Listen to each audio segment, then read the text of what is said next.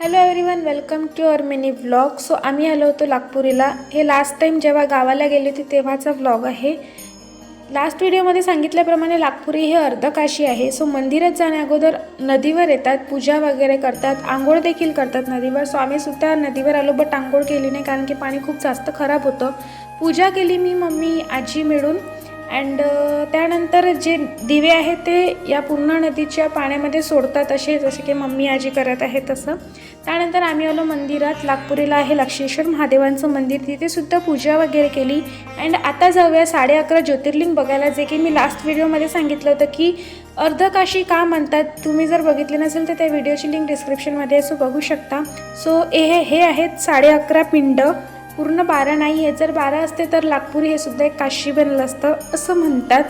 बाकी पूर्ण इतिहास मलाही नाही माहीत. तुम्ही सुद्धा दर्शन करून घ्या. अर्धकाशी तुम्हालाही घडलेली आहे माझ्या व्हिडिओ थ्रू. भेटूया नेक्स्ट.